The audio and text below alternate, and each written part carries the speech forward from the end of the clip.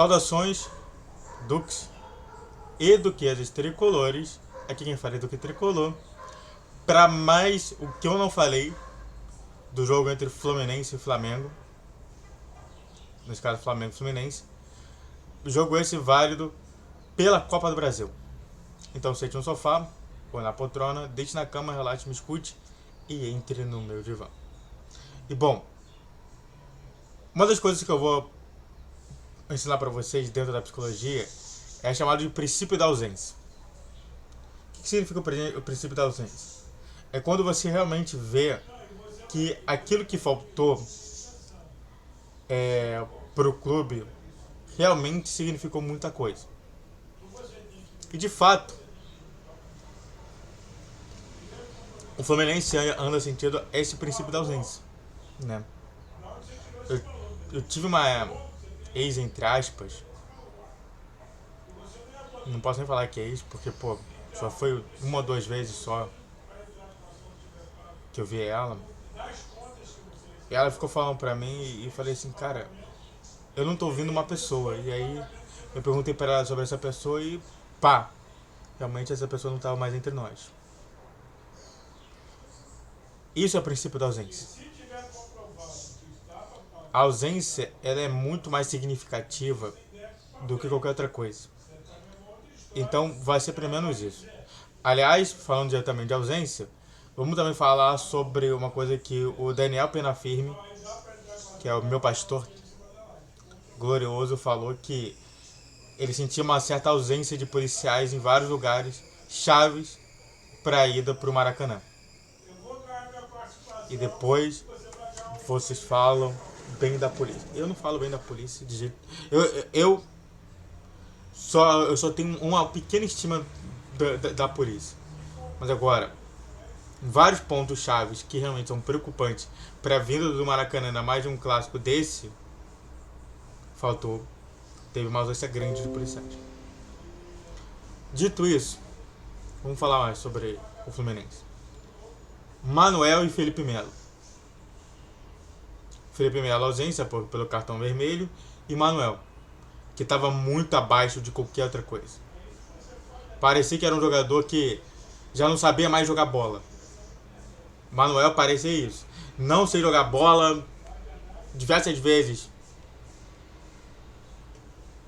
dando contra-ataque, diversas vezes tendo que apelar por aquilo. E eu te falo o seguinte, esse daí é justamente o que o dinizismo precisa, de um jogador que é fraco,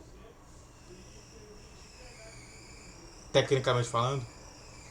Porque acontece o seguinte, quando você quer revolucionar tudo, para você revolucionar, você precisa de algumas peças importantes. Quando Hitler queria revolucionar, por exemplo, eu sei que eu estou falando esse nome, mas só para você ter uma ideia de tamanho, o que ele precisou fazer? Ele precisou apelar para as massas mais pobres, para apelar somente para os industriais, para falar que aquele lado, o lado judeu, era o fraco. Então você precisa ter alguns elementos importantes para você começar a iniciar uma revolução. E bom, o Diniz, ele falou por todas as letras que ele falou assim, todo mundo quer um futebol diferente, um futebol revolucionário, e aí quando faz vocês reclamam? Não, é porque você precisa de peças. Felipe Melo é uma boa peça. Manuel não. Mas mesmo assim você coloca.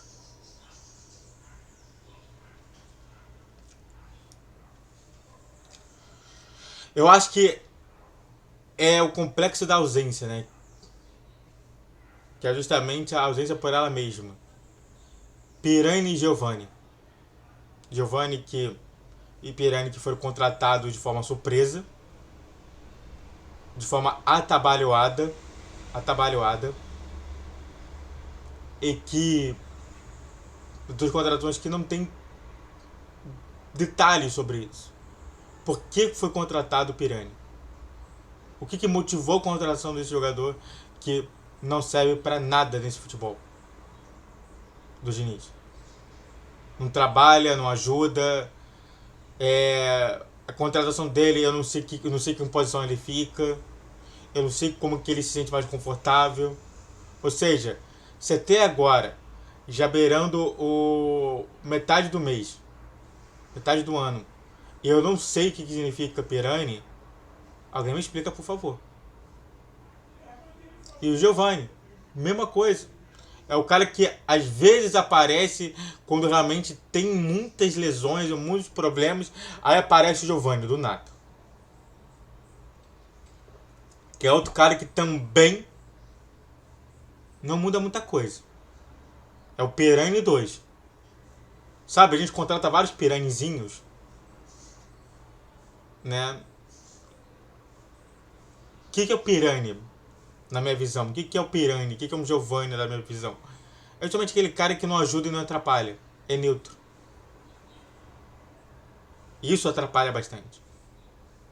Diferentemente do próprio Thiago Santos, né? Que eu não vou falar aqui, que eu não coloquei aqui na minha pauta, mas o Thiago Santos atrapalha, de verdade.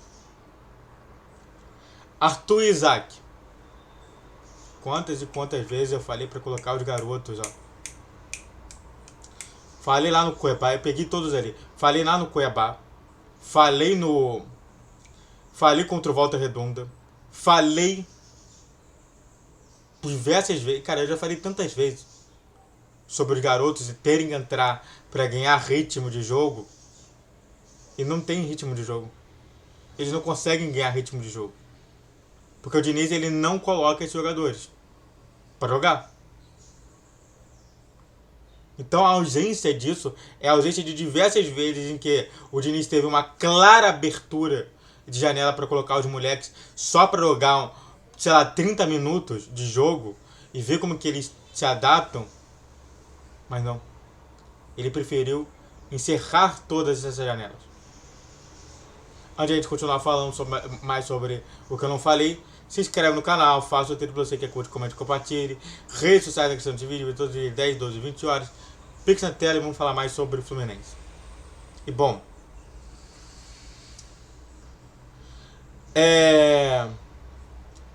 Marcelo, Alexander e Keno. Que é que todo mundo fala, né? A ausência maior é daquele lado esquerdo que realmente foi torcidado. Foi torcidado. Com Alexander, com Keno, com Marcelo, tudo isso daí era maravilhoso.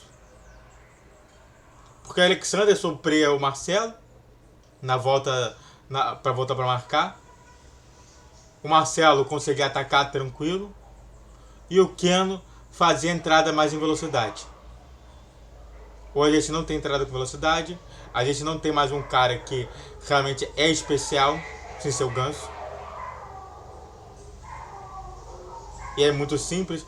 É só você pegar o Ganso e conseguir realmente fazer com que o Ganso tenha que tocar para trás, para ele parar de ser especial.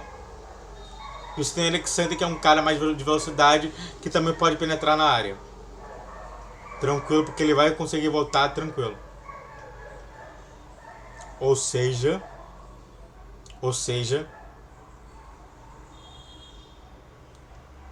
perdemos todo o lado esquerdo. Isso está fazendo muita ausência.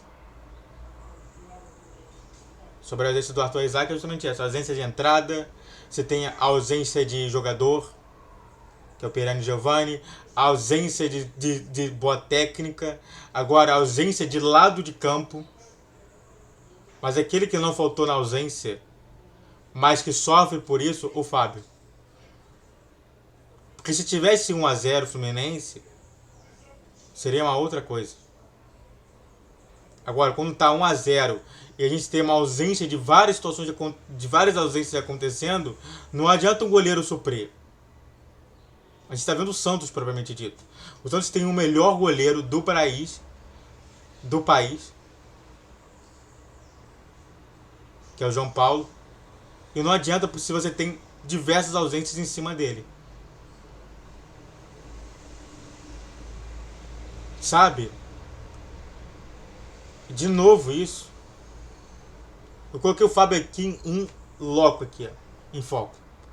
O Fábio jogou muito. O Fábio agarrou 3 vezes. E sabe qual que foi a situação do Fluminense? Nenhuma. O Fluminense não mudou durante o jogo inteiro. E o Fábio teve que agarrar 3 vezes, porque senão seria mais um gol. Seria 3-0, poderia vir 4-0, 5-0. Mas o Fábio agarrou. E nada de mudança do Fluminense.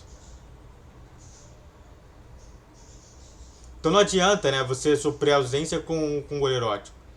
E vamos falar sobre dinizismo, mas eu só quero deixar claro aqui que eu vou fazer um vídeo especial sobre Diniz. Isso é uma coisa que está me sendo extremamente desconfortável em Diniz. Mas falando sobre futebolisticamente é justamente isso. O dinizismo, que eu falei lá atrás sobre a revolução, é justamente isso. Você não tem peças para a sua revolução. Você não tem estrutura para a sua resolução. E isso, para você fazer uma revolução, você precisa ter essas peças. Se você não tem essas peças, você não tem como fazer. E não adianta reclamar para ter peça. Você já tinha que ter falado isso lá atrás. Você já tinha que ter falado para não contratar os jogadores. Mas isso é para o próximo vídeo. Muito obrigado a todos que assistiram, eu fico por aqui. Se inscreve no canal, faça o tempo você que é curte, comente, compartilhe. Redes sociais em questão de vídeo. Vídeo todos os dias 10, 12 e 20 horas. Pique na tela e eu quero que você se lembre disso. Lembra disso. Revolução. E responsabilidade. Saudações tricolores.